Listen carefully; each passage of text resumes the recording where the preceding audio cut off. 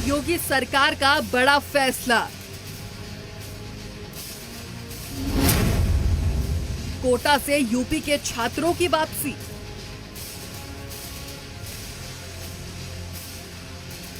घर जाना था, उतना थोड़ा यहाँ पर प्रॉब्लम तो हो ही रही थी, इसलिए जल्दी। लेकिन अब कितनी राहत है?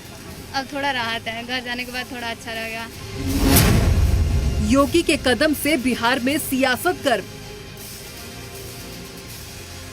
बिहार सरकार को भी चाहिए अन्य प्रदेशों में जो छात्र पढ़ रहे हैं या मजदूर रहे उनको बिहार में लाना चाहिए, स्क्रीनिंग करा के जांच करा के उनको घर विदा कर देना चाहिए। छात्रों पर सियासत जरूरी या मजबूरी?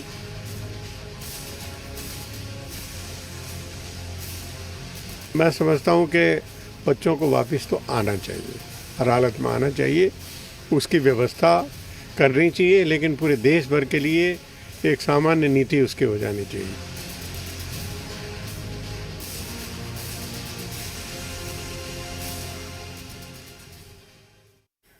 जी हाँ, कोरोना काल में हो रहा यूपी वर्सेस बिहार का जंग। नमस्कार, स्वागत है आपका। जी बिहार झारखंड देख रहे हैं आप, आपके साथ मैं हूं रश्मि। तो पूरी खबर क्या है हम आपको तफसील से बताते हैं। दरअसल राजस्थान के कोटा में फंसे करीब 8,000 छात्रों को वापस लाने के लिए बस भेजने के यूपी सरकार के फैसले पर सियासत गर्मा गई है। सियासत काफी तेज हो गई है। बिहार के सीएम ने यूपी के इस फैसले को लॉकडाउन का उल्लंघन बताया है। सीएम नीतीश कुमार ने छात्रों को वहीं रहने और उनकी व्यवस्था किए जाने की बात भी कही है। कोटा में फंसे छात्रों को निकालने या वहीं उनके रहने की व्यवस्था की जाने के बीच सियासत अब शुरू हो चुकी है।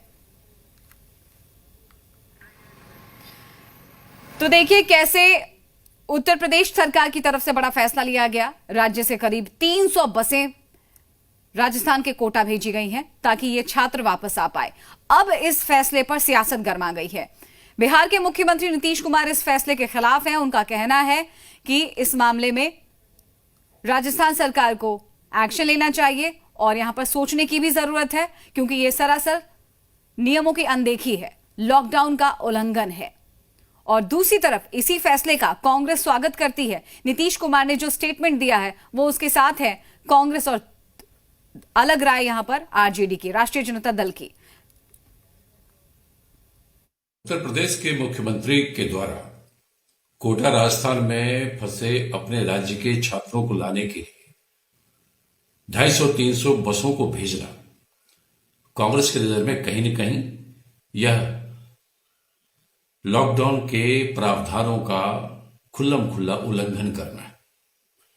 मैं समझता हूं प्रधानमंत्री को ऐसे मामलों में तत्काल हस्तक्षेप करना चाहिए और भाजपा शासित राज्यों के मुख्यमंत्री को उन्हें समझाना होगा कि ऐसा कार्य न करें जिससे लॉकडाउन अपने आप में एक हास्य का पात्र बने। नीतीश जी समझ लीजिए, यदि आपके पास बस और पैसे नहीं है और आपको लगता है कि यदि बिहार के सब लोग बिहार आ जाएंगे, बाहर के बिहार वाले सब लोग, तो आपके पास राशन और पैसा नहीं रहेगा।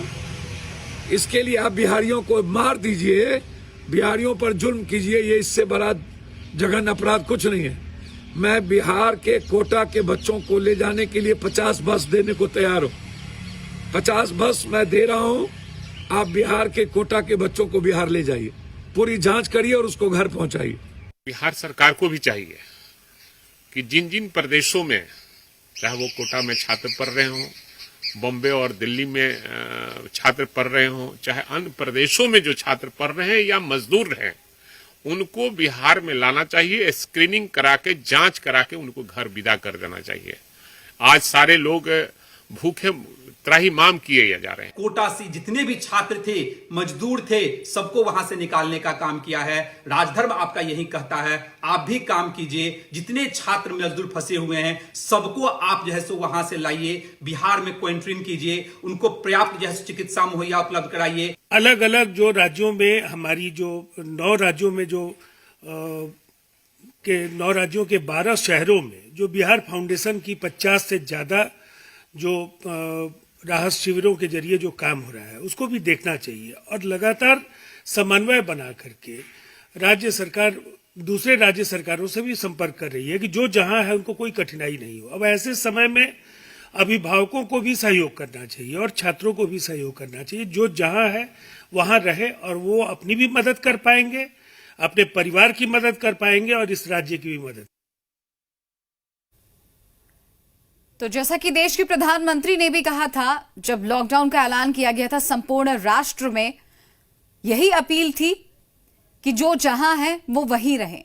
और इस बीच आपने कुछ दिनों पहले मजदूरों का भी पलायन देखा और उस समय आशंकाएं काफी ज्यादा बढ़ गई थी कि जिस तादाद में मजदूर लगातार पलायन कर रहे हैं, संक्रमण का दायरा बढ़ सकता है, यहां तक कि वो मजदूर भी संक्रमित हो सकते हैं जो कि हजारों किलोमीटर लंबी यात्रा कर रहे हैं, वो भी पैदल। अब सवाल छात्रों का है। जैसा कि आपको मालूम है कि राजस्थान का कोटा, ये वो इलाका जहां सबसे ज्यादा देश भर से छात्र पहुंचते हैं कोचिंग क्लासेस के लिए, और इस इलाके को एजुकेशन हब भी कहा जाता है और सबसे ज्यादा छात्र यहीं पर आकर पढ़ाई करते हैं। अब सवाल यह है कि अगर वो कोटा में रहें, अलग शहर में रहें, अपने अभिभावकों से दूर इस वैश्विक महामारी में, तो उनके लिए क्या व्यवस्थाएं की गई हैं। तो उत्तर प्रदेश सरकार ने 300 बसें भेजी और उन्हें अपने राज्य लाया गया। अब इस फैसले का मानते हैं, इस फैसले को, यह फैसला आदरणीय प्रधानमंत्री नरेंद्र मोदी जी का राष्ट्र के नाम संदेश, जिसमें किसी को खाने की परेशानी, किसी को आने जाने की परेशानी, कोई घर परिवार से दूर, लेकिन आप अपना कर्तव्य निभा रहे हैं, मैं आपका नमन करता हूं। इसके विपरीत साथ ही साथ आदरणीय प्रधानमंत्री जी का जो संबोधन कि आर्थिक दृष्टि से हमको परेशानी है, लेकिन भारतवासियों की जिंदगी के आगे इसकी कोई तुलना नहीं की जा सकती। सोशल डिस्टेंसिंग और लॉकडाउन का लाभ इस देश को मिला है। तो आदरणीय प्रधानमंत्री जी के द्वारा दिए गए मंतव्य के विपरीत निर्णय लिया जाना और भारत सरकार के जो गृह मंत्रालय का आदेश है उसका भी अनुपालन, ये कैसा है? भावना के बदौलत वो बच्चे हमारे हैं, देश के भविष्य हैं, चाहे वो पांडिचेरी में है, कोटा में है, परेशानी में है। उन राज्य सरकारों से निवेदन कर करके वहां सहूलियत उनकी बढ़नी चाहिए, ये काम करना चाहिए। और कहा गया कि एक बस में 25 बच्चे आ रहे हैं, तो ये 75 मीटर का बस कहां बन गया? कैसे सोशल डिस्टेंस का? कहा जा रहा है कि स्क्रीनिंग हो रहा है, सारी सुविधा, और वही का बयान है कि एक बस में 25 बच्चे, तो 75 मीटर का कहां बस बना है? इसलिए भावना की बुनियाद पर नहीं, मानवता की रक्षा के लिए कृपा करके विचार करिए। जो केंद्र सरकार का निर्देश है और आदरणीय प्रधानमंत्री जी की मंशा है, उसका अनुपालन अपेक्षित है। लेकिन जब स्क्रीनिंग करके बच्चों को लाया जा रहा है, वहां से जांच पड़ताल करके लाया जा रहा है, तो फिर क्या दिक्कत हो सकती है? नहीं, दिक्कत यह है कि वो बच्चे वहां से चलेंगे, सोशल डिस्टेंस का आपने अनुपालन किया नहीं, तो लॉकडाउन किस लिए किया गया था? अगर लॉकडाउन में यह शर्त आदरणीय प्रधानमंत्री जी भी संबोधन में बोलते कि भाई राज्य सरकारें इस संबंध में व्यवस्था करती, लेकिन उन्होंने, जो भारत सरकार ने क्या कहा कि इसको विदाउट डाइल्यूट किए हुए इस कानून को लागू करना होगा आपको, स्टेट को और केंद्र को। और दूसरा सवाल, सोशल डिस्टेंस का अनुपालन नहीं, वहां की राज्य सरकारों से आपने कोई संवाद नहीं किया, भारत सरकार से कोई अनुमति नहीं लिया। उनसे पूछ लेते, चूंकि हमारी सरकार ने, मुख्य सचिव ने पहले ही आपत्ति व्यक्त की थी कि भाई इससे मत करिए। और ये क्यों? पांडिचेरी के अंदर रहने वाले लोग, उन्होंने कौन अपराध किया है? असम के अंदर रहने वाले लोगों ने क्या अपराध किया है? देश के दूसरे राज्यों में रह रहे हैं, उनका क्या अपराध है? ये इस ढंग का मामला अगर आप करेंगे तो राज्यों के अंदर अंतर विरोध बढ़ेगा। ये सुखद नहीं है। लड़ना है तो कोरोना से लड़िए, अभी मानवता की रक्षा के लिए लड़ाई जरूरी है। लेकिन आप विपक्षी दल भी हैं, आपके पुराने सहयोगी प्रशांत किशोर हैं, वो भी कह रहे हैं कि लॉकडाउन का पालन का पाठ पढ़ा रहे हैं आप लोग। अरे ये लोग, जितना लोग हैं ना, ये सब बाहर में है, बिहार में कोई नजर नहीं आ रही, लापता राजनीतिक पंछी सब हैं। ये लोग को अपने खुद आकर करके अनुमति लेकर के क्वारंटाइन हो जाना चाहिए। तो आप मंत्री नीरज कुमार को सुन रहे थे, वो अपनी राय को रख रहे थे।